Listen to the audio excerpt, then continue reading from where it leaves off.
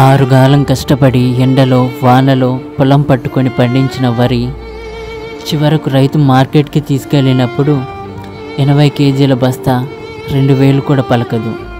అసలు రైతులు పెట్టిన ఖర్చైనా వస్తుందా? రాదు.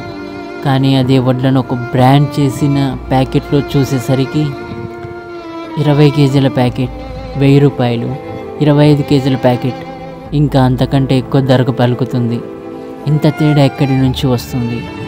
పంట పండించేది రైతే, కానీ లాభం పొందుతుంది మధ్యవర్తులే. ఇది ఎక్కడి న్యాయం?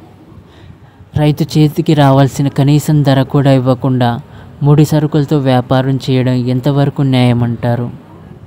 రైతు ముసురుకునే దుస్తుల్లోనే, మధ్యవర్తి ఎప్పుడు ఏసీ రూముల్లోనే.